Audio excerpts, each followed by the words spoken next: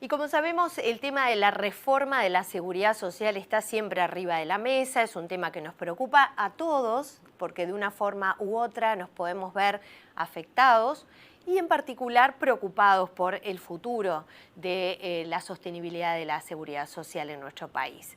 Para hablar de este tema vamos a poner los puntos sobre la mesa.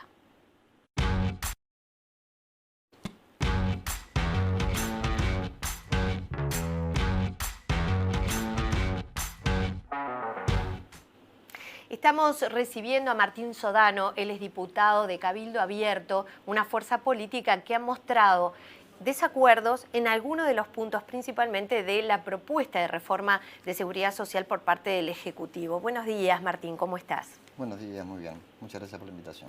Gracias por venir hasta Modo País para poder comentar cuál es la postura de ustedes. El Cabildo Abierto votó en senadores el ir hacia adelante con la reforma de la seguridad social para poder discutir en diputados, ¿verdad?, los detalles de esta reforma. ¿Cuál es la posición? En la medida que se vota, ustedes hablan de estamos de acuerdo en ir juntos en esto, pero para poder analizarlo.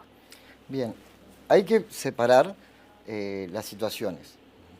Creo que quedó claro en senadores de que el proyecto se habría en diputados para generar la discusión y realmente terminar de darle el formato que Cabildo Abierto pretende ponerle o su impronta a este proyecto de ley.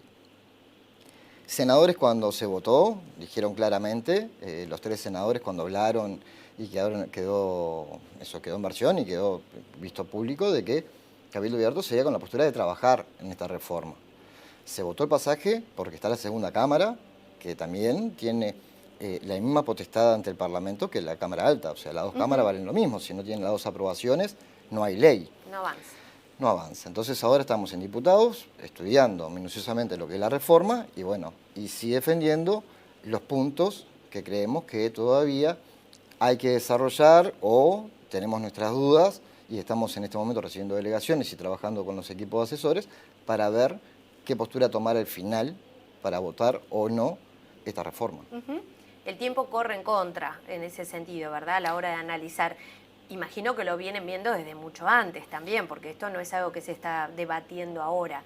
¿Cuáles son los puntos en los que no están de acuerdo con la propuesta que se realiza desde el oficialismo, digamos?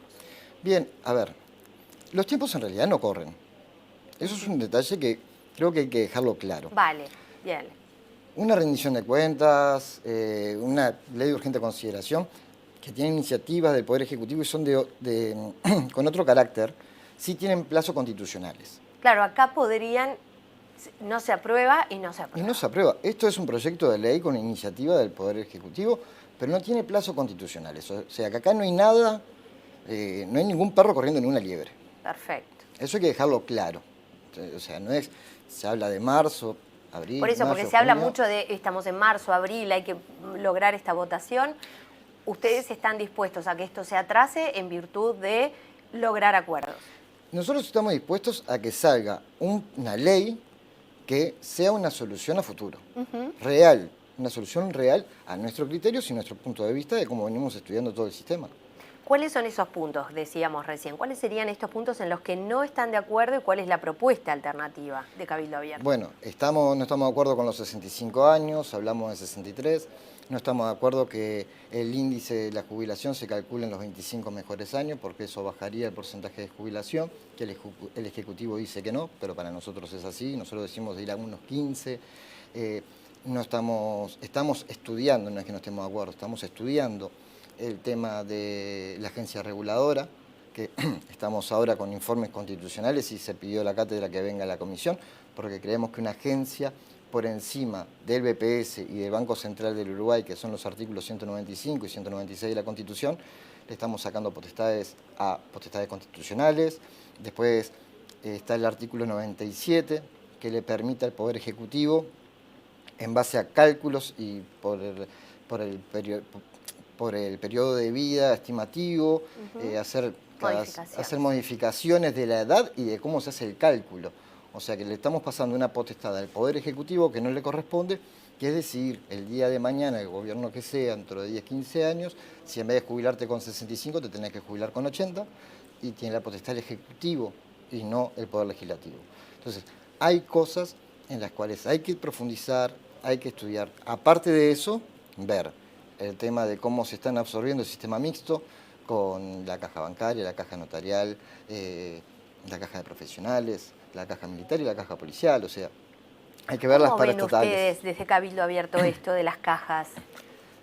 Bueno, En cada caso, y en particular se ha hablado mucho de la caja militar respecto a la postura de Cabildo Abierto. Cabildo Abierto, algo que no tocó claramente, fue nada de la caja militar. O sea, De la propuesta. de la propuesta que vino. En sí yo hice unas consultas, porque un ejemplo, los funcionarios policiales y los militares que trabajan por fuera de la institución pagan FONASA. Pero no les, o sea, ellos aportan el FONASA, pero no pueden utilizar el FONASA. Ahí hay un doble gasto. Porque utilizan el hospital Tienen militar. que usar el militar o tienen que usar el policial, si no, no lo certifican. En caso de necesitar la parte médica. Entonces, no pueden utilizar la privada, sino tienen que utilizar la estatal. Entonces, ahí se genera un doble gasto. Primero uno que es para el trabajador, que aporta, y otro también es para el Estado, que el Estado también aporta sobre eso. Entonces, el Estado aporta 2 veces en una misma persona. Eso es algo importante. Porque sostiene el hospital militar. Eso es algo importante también para ver, que el otro día en comisión yo lo consulté y me dijeron, uy, tenés razón, pero ¿cómo que tengo razón? Algo que viene siendo hace muchísimos años y en una reforma no fue evaluado. Digo, hay ¿Esto va a muchas. estar arriba de la mesa en la discusión? No es un, a ver, no es, creo que eso es un... ¿Es menor? Es un detalle, simplemente corrección de lo que son los métodos de aplicación o demás, pero no es un tema de discusión en realidad de la reforma. Creo que sí hay que ver un ejemplo. Las cajas paraestatales, la caja bancaria, la caja profesional y la caja notarial, de que las situaciones de las cajas son diferentes. Son panoramas totalmente diferentes. La caja bancaria fue creada en 1925, pero hoy en día ya ha demostrado varios colapsos y tiene apoyo del Estado. O sea que el Estado tiene un costo sobre esas cajas. Sí, una caja que recibe una aportación por parte de los bancarios muy importante, porque estamos hablando de salarios muy importantes. Muy importantes. Desde el más bajito, aún así son salarios muy importantes. Justamente, o sea, que en realidad ni siquiera necesitarían un suplemento solidario para las jubilaciones mínimas, que es lo que este proyecto más o menos defiende.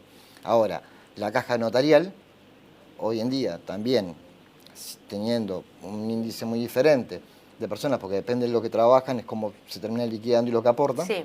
No es que todos los notariales tienen jubilaciones majestuosas, pero la realidad es que hoy, de la caja notarial, todo lo que se le descuenta a los jubilados del IAS va a parar a BPS. Esto también es un reclamo de la caja profesional, ¿verdad? Sí, es un reclamo de la caja profesional, pero la profesional, el Estado le amortigua y le subsidia también el tema de previsional. Entonces ahí se puede generar una disyuntiva, una discusión un poquito más amplia. Con el tema de la caja notarial, el Estado no aporta nada. La caja notarial hizo una reforma en el 2018 que se empezó a aplicar en el 2019. Ya se aumentaron la edad de jubilación, se aumentaron los años por cómo se hacen los cálculos. Hicieron una modificación que le da hábitos positivos, o sea, le dan números positivos. Y un detalle que no es menor es que de IAS va para el BPS. En caso de pasar a la caja notarial del sistema mixto, va a haber un costo por el Fondo Solidario, que se calcula entre 850 y 1.000 millones de dólares de acá al 40, que hoy ese costo el BPS no lo tiene. Entonces, en realidad, el problema del BPS es que los números son negativos. En vez de aprovechar lo positivo que entra, traemos una caja para generar más negativo. Creo que a la hora de hacer la ecuación es negativo. ¿Cuál es ustedes recién tú comentabas algunas de las propuestas alternativas, 63 años en lugar de 65? Está claro que es muy difícil, no estamos haciendo una reforma porque esté funcionando bien, estamos viendo cómo mejorar. Estamos haciendo una reforma porque está mal, porque no llegamos, porque no se puede sostener y entonces es muy difícil lograrlo sin que haya alguna pérdida, ¿verdad?, por parte de los beneficios o de las jubilaciones. En los cálculos que ustedes hacen, esa pérdida, digamos, de los trabajadores en años, en pasividades, igualmente está claro que se va a perder y por tanto va a haber un costo político para quien toma la decisión, ¿o creen que hay posibilidad de que se logre una reforma sin pérdidas de ningún tipo? Bien, ahí dijiste algo muy clave. Cabildo abierto, yo en particular, en lugares donde he dado entrevistas, tanto en el Parlamento, que está en versiones taquigráficas, que lo dije el jueves pasado, en el último día de comisión, es que la realidad es que acá hay que pagar un costo político. Cabildo abierto es el que dice que acá hay un costo político cual pagar, de que acá el trabajador o el jubilado o pensionista terminan pagando el plato roto de las malas administraciones de siglos, ¿no? Pues no es un problema de ahora. Entonces, la reforma es necesaria. Ahora, tenemos que tratar de amortiguar esta reforma para que para que el impacto sea el menor posible. ¿Que va a haber un impacto social? Lo va a haber. O sea, una discusión que hay, que la tuvimos con el ministro de Trabajo, con la ministra de Economía, mismo también con el doctor Saldain, fue, le bajamos las jubilaciones a la gente. La postura es, no, ganan lo mismo o más. Sí, pero que no, el tema ganarán es que, lo mismo, pero aportando más tiempo, entonces. En realidad le bajamos la jubilación a la gente, porque no es lo mismo que yo te pida que trabajes 8 horas por día, 5 días a la semana, por 10.000 pesos, a que te diga que trabajás 12 horas por día, 5 días a la semana, por los mismos 10.000 pesos. O sea, te cargué más de trabajo y no te aumenté el salario. Tiene un mayor costo para conseguir el mismo retorno, digamos. Tiene un mayor costo para el mismo retorno, y otra de las cosas que tenés es que hoy en día, con la reforma, se modifica la distribución. Hoy va un 7.5% al BPS, un 7.5% a las AFAP. Con la reforma va el 10% al BPS y un 5% a las AFAP. ¿Qué es lo que genera esto? Es que vos el BPS lo tenés topeado. O sea, vas a llegar a un punto, la gente que gana entre 35 y 40.000 pesos ya van a ser los más afectados. De ahí para arriba van a ser los afectados. ¿Cuál es el tema?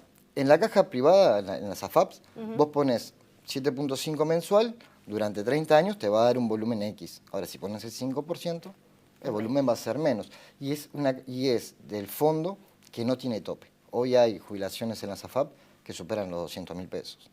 O sea, y después, lo que va a BPS, por más que vos generes para tener una jubilación de 180, está topeado en 60 y algo, no sé, no me acuerdo bien el número. O sea, que nunca vas a percibir todo lo que aportaste. Entonces decimos, bueno, está. El que tiene un trabajo medio porque la canasta básica familiar, estamos hablando de unos 90.000 pesos, y estamos hablando de trabajadores de 35 o 40.000 pesos, o sea que no son ricos, son gente de promedio medio, ¿tá? Que más o menos le lucha para vivir, van a ser ya castigados porque no van a tener el suplemento solidario. Ahora, jubilaciones de 14.000 pesos van a tener un suplemento solidario que va a rondar en unos 20.000 pesos, según explicaciones que nos daban en comisión. Sí, a números de hoy, digamos. A números de hoy. Pero la realidad es que los trabajos que tienen un extremo físico y negociaciones colectivas que hay, que pueden retirarse antes. Si tú te retirás a los 60 años, te jubilás a los 60 y no a los 65, y tenés un sueldo, una jubilación mínima, ¿tá? Porque los años de aporte igual no te dan, tenés una jubilación mínima, hasta los 65 años no percibís el fondo solidario. O sea, me retiro con 60... ¿Ustedes están proponiendo que sí se reciba este fondo solidario? Estamos proponiendo de que todavía, en realidad, propuestas concretas escritas no hay, porque estamos recibiendo las delegaciones y estamos estudiando todo el panorama. Sí tenemos ideas de propuestas que queremos hacer y cosas que ya se plantearon en el Senado, que vamos a volver a plantear en diputados. Pero no tenemos a texto limpio todavía cuáles van a ser las propuestas que vamos a presentar. En todas estas propuestas, ustedes están teniendo en cuenta el aumento de la expectativa de vida, porque también han hablado de lo que son las pensiones a la viudez, cuando hoy incluso por ley se podría llegar a tener pensión a la viudez desde los 35 años, ¿verdad? Por determinadas excepciones. ¿Se está teniendo en cuenta esto, que hoy la expectativa y dentro de unos años incluso es previsible que sea mayor? Imagino que sí, a la hora de hacer los cálculos y trabajar en el Excel, que imagino que ustedes dicen que Saldain tiene un Excel, ¿verdad? 332 artículos de Excel. Supongo que ustedes estarán haciendo los números también allí. Se está teniendo en cuenta esto, ¿no? Porque es un dato relevante. Sí, vos ahí... A la hora de comparar, ¿no? Comparar hoy con la expectativa de vida de hace años cuando se hizo esta reforma, es otra el panorama. Es otro panorama, pero a ver, que el sistema es cambiante, es cambiante. Ahora, que la proyección se hizo al 2100, se hizo. Estamos hablando que entre el 2030 y el 2040 vamos a llegar a 3,5 millones pasados de habitantes, y que en el 2100 vamos a ser 2,7 millones, o sea que tenemos... Y que en el 2050 va a haber más mayores de 65 años que menores de 15, ¿no? También, o sea, va a haber mucho pasivo. Hay mucha proyección. O sea, la reforma está haciendo proyecciones a muy largo plazo, que son incontrolables. O sea, no hay ninguna de esas proyecciones que podamos decir que son 100% fiables. Ahora, con el tema que tenemos con las pensiones, la reforma pide que sea a partir de los 45 años las pensiones a la viudez. Bien. Y equipara la diferencia de lo que perciben salarialmente el viudo o la viuda. El hombre que ronda en unos 17.000 pesos y la mujer ronda en un promedio de 240.000 pesos, que puede tener de salario para percibir esa pensión. La reforma lo que hace es emparejar a 150.000 pesos al hombre y a la mujer, progresivamente, mensualmente se va modificando esa escala en 6.700 pesos, que eso lo vemos por un lado positivo, porque le da la posibilidad también al hombre que queda viudo con hijos a cargo. En igualdad de condiciones. En igualdad de condiciones. Ahora, lo que no nos parece es el 90% de las pensiones se le da a mayores de 50. A mayores de 50. O sea, ya hay una realidad que arranca ahí. Ya arranca ahí. Entonces, ¿qué tanto nos modifica en el Excel ese 10% de pensiones? ¿A cuántas familias dejamos protegidas en esos 10 años? Porque la ley actual dice que la pensión en la viudez te corresponde a partir de los 40 o si la empezaste a percibir 5 años antes. O sea que teniendo 35 años y un día quedas viuda, te corresponde ya la primera pensión y después la pensión vitalicia. ¿Por qué no vamos a 45? Habrá que ver todos estos números, evidentemente hoy están ustedes en análisis y evaluando entre la propuesta que hay, que por otra parte se habla de que no se puede modificar, a las propuestas que se puedan plantear. Cuando estas propuestas estén claras, realmente nos gustaría escucharlas para poder evaluar qué números han hecho ustedes y cuáles son concretamente las alternativas que proponen. Así que la invitación queda hecha. Bueno, muchísimas gracias. Y bueno, Cabildo lo que sí va a hacer es presentar una batería de alternativas y posición en lo que es esta situación. Y lo que sí, volvemos a decir, la reforma tenemos que tener toda la responsabilidad de ejecutarla porque es necesario, es algo que sabemos que es necesario. Entonces, a todo el sistema político se tiene que involucrar en esta reforma. No se trata de sí, no, ahora no es mi culpa o lo es. No hay culpables. Acá hay una realidad de que no hay fondos para dentro de 10 años pagar las jubilaciones, que constitucionalmente hay que hacerlo, entonces se van a habilitar otros entes del Estado, se puede perjudicar la salud, vaya a saber cuál, para invertir en BPS. De algún lado va a tener que salir. De algún lado tienen que ir los fondos para el BPS. Entonces la reforma es necesaria. Muchas gracias.